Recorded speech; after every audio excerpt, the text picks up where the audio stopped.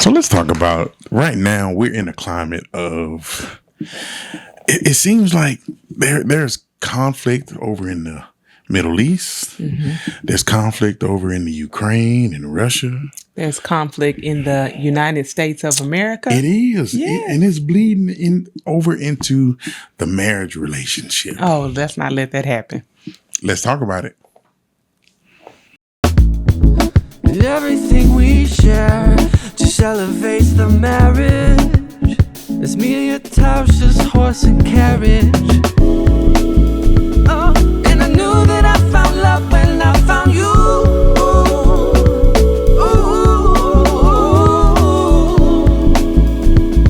And I hold you all so close, 'cause I love you.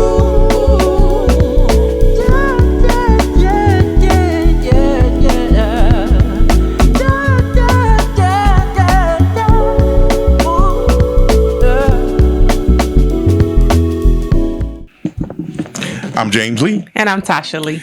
And we are, we want to talk to the people about this thing that we have going on now. Conflict. It stems from a problem that many people say is a big problem or an issue in the marriage. Communication. I knew that was coming. So conflict is caused by the lack of communication. So let's break it down to the nitty gritty first of all. So conflict is essentially just a disagreement, maybe an odds of terms, a disagreement of sorts. Where you just may not come to the same conclusion or resolution or whatever the case may be. But here's the the deal: in any relationship, but specifically in a marriage relationship, it's going to happen. Now, is that a definite or a guarantee because you're the closest person to me? I share the most with you. I have the most at stake with you. I have invested the most with you. It's simpler than There's that. more on the line. It's even simpler than that. That is all right. But it's as simple as we are two individuals joined together to become one in Christ in a marriage relationship. And in doing that, you must die to yourself. And many times we don't do that. So we still want to hold on to that individual part of us, yes. And not working together, coming together as one to have some type of agreement. Yes, and that's not, coming together, becoming one, not meaning you're the same being, but having the unity with a common goal in mind. Okay. But the conflict comes where one may disagree with something, but rather than me saying, oh, babe, I don't like when, you come home late. You get off of work and, you don't come right home. You stop by the gym or you go by your mom's house. And, I miss you throughout the day. I really enjoy it if, you'd come home so we could spend some time together. So, but is that the conflict of it, or is that the communication of it? I'm communicating it properly. So that's what should be said. Okay. But when it comes back to, you're trying to control me, or you're trying to say where I can and cannot go, and I can do this and I can do that, then that becomes more of the conflict? That can become the conflict. But many times we don't even hear that part that I just said. What we hear is, where you been? Why you didn't get off work in time? Why didn't you come straight home? You need to hurry up and get here when you get off of work. Rather than just saying, I missed you. Yes. I want to spend time with you. Right. So the issue with the conflict is there, right? Because I missed you. I want to spend more time with you, but it becomes a fight because of how you said it to me. Because I think we start to mask what we really feel. Right. And, sometimes I think we have to put up this, I don't know, maybe this shield, this guard, maybe it's protecting our own feelings or heart. So instead of saying, I miss you, or I was worried about you because you came home a little later than you normally do, you start all this rah, rah, rah, and you can't hear, you're not expressing exactly what you want to say. And I definitely can't hear exactly what you want to say. Right. So choosing our words. Choosing the words properly. Right. Okay. And expressing exactly how we really feel instead of the maybe the emotions behind it. Right. Because too many times the conflict itself is really hidden behind whatever it is that's taking place. And before you know it, you don't even know what you're fighting about. Because wait, hidden. Let's go back to that a little bit. Back up a little bit. It's hidden behind the reason of the conflict, right? So the reason of the conflict, right? What we're really it's hidden behind just how you said it to me. The message is completely lost solely because of how you were talking to me. And now we're fighting about not coming home late. No, that's not it. Which was the main issue, you treat right? me like a child. I don't gotta come home when I'm a Exactly. grown You're trying man. to control me. Exactly. Yes. No. I totally agree with that. So the lesson in it is to learn to say exactly what we're feeling. You must. You have to be able to trust each other, to have that open communication, and to be vulnerable enough to say, I missed you. I was a little worried. I want to spend some time with you today. So really saying exactly how you feel instead of it being the maybe that surface. I don't know if you would call it macho if it was me, but that surface, maybe that little attitude that you have to maybe protect yourself. Put that shield down and be vulnerable enough to say, hey, I just missed you. I was worried about you. Are you coming home? If you make the call, where are you? How far off are you? Or what have you? And it's not coming across as parental, but more loving from a wife's perspective. Absolutely. Or husband. Absolutely. Because it's if you're going to be vulnerable with someone, why not your spouse? That's true. You should not be so guarded with your spouse that you can't be vulnerable with them, and communicating that and putting yourself in a space to where the conflict drives you to a fight solely because you kind of got that wall up. You can't communicate truly how you feel.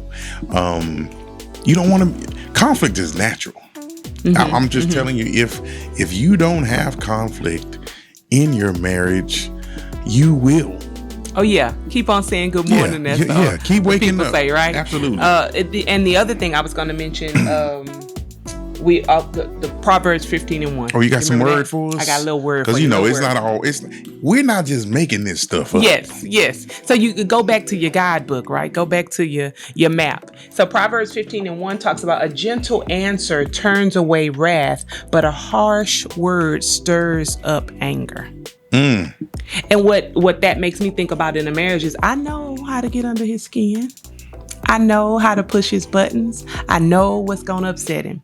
And am I working or unifying with him for that common goal if I do those things on purpose? I know he expects me to call, if I'm going to be late coming from work, or I made 2 or 3 stops, or I got lost in Marshall's or Target. Because sometimes you can get lost and there's a lot of mazes. No, they got an exit sign. You can get out of there pretty easy. Sometimes it's lit up, it's not lit up. Sometimes you need some willpower. Anyway. Discipline. Thank you. Anyway. So if I'm going to do that, just communicating that to him to say, hey, this is where I made a stop. I've been running around in Target or whatever the case may be. Right. But communicating that so he's not worried or he's not concerned, and also communicating if he had something planned, like some dinner plans, or we were going to go out, and let me know that too, so then I don't make a stop after work and I'm coming straight home. Just the communication of it is important. And if we're working on a common goal to be closer together, connected, strong, respectful, loving, peaceful marriage, absolutely, then of course we don't want to stir up any wrath. We want to use our words to reach the goal. Right. Because it's, again, we don't want the conflict and the fight to be confused, because conflict does not have to turn into a fight. Oh, I agree with that. It's all how you use your words, how you deliver your words. many times we tell people to just don't listen to respond. Listen to understand what's being said, so you're not, right on the double dutch, ready to jump in there and get your words in. Listen for some understanding, because many times the message is missed, and if you just listen to really understand it, you can truly kind of touch on, but oh, babe, hold on, that's not what I meant, or that's not what I said, and you can explain that. But if you're escalating every single conflict to a fight, man, that is a miserable existence. And sometimes I think we get into we become right fighters. Oh my goodness. I'm gonna win this here argument or disagreement, conflict, whatever you want to call it. I'm gonna win. So as soon as you stop talking, I'm already thinking of my comeback based on the first few words you said, or maybe based on what you said when we first started the conversation. Because I'm trying to be right. I'm trying to plead my case. I'm being the judge and the jury. We just can't do that. We don't want to do that. Not with our spouse anyway. We don't want to do that. We want to make sure we're listening. Like James said, we want to make sure that we're listening to what they're saying and understanding it, so we can defuse the issue, maybe back up a couple of steps, take a look at the big picture and what's going on. Also taking responsibility for what we've said or what we've done, because that's the only thing we can control. Right. And then maybe reframing that, or allowing him to see it in a different way. Okay, hey, all right, I know I was late. Okay, my bad, I should have called. Okay, why are you asking me all these questions again? Where is this coming from? Maybe dig a little bit deeper, because sometimes what's on the surface isn't really what's going on. But taking the time to do that, because remember what the goal is. We're on the same team. We are on the same team. We wear the same jersey, the same colors, with the same last name on the back. You both win or you both lose. Exactly. Period. And we all about winning. Absolutely. And your situation may not be punctuality, right? You may come straight home. It could be something completely different. It may be, maybe you put the kids over one another, or roles and responsibilities. Yeah, absolutely. You got a husband that puts his mom above you or something. The case remains, you have to be able to communicate that, so that the conflict, if you have an argument against it, or some feelings against it, so it doesn't turn into a fight about you and his mom. Now I got to pick somebody and blah, blah, blah. It's not about that.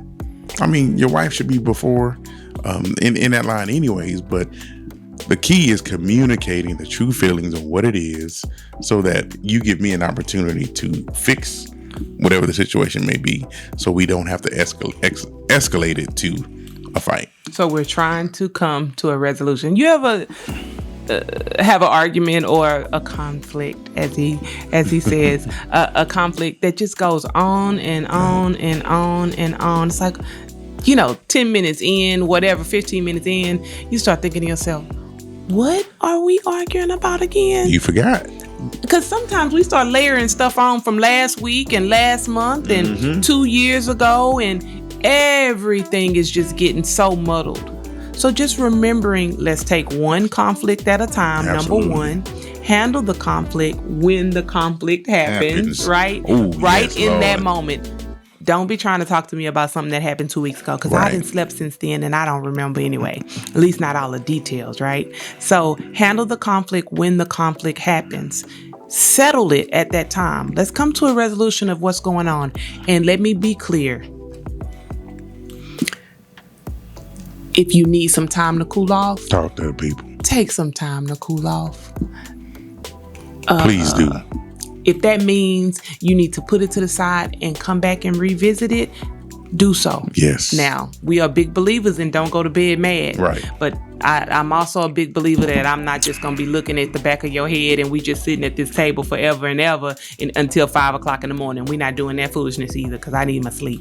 But take some time. Go clear your head, take a walk, take a bath, whatever the case may be, and then come back and come to some type of resolution about that issue and let it go.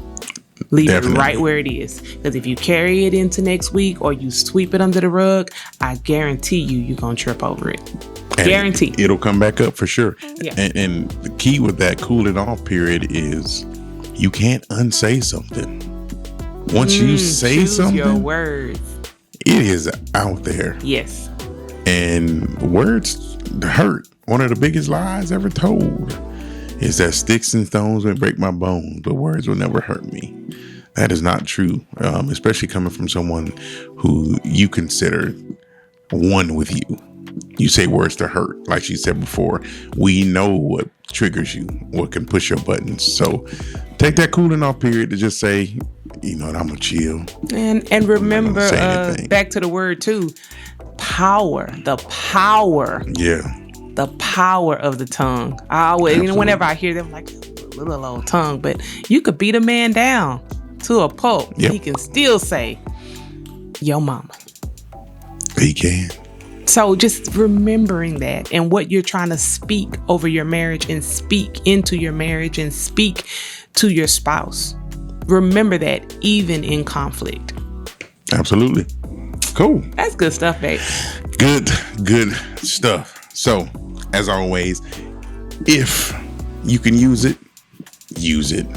If not, share it with somebody. Well, even if you can use it, still share it with somebody. Do both. Do that. Do both. Do both. Right. So, until next time, do the best you can until you know better. And when you know better, do better. I'm James Lee. I'm Tasha Lee. Talk to you soon. Bye. Peace.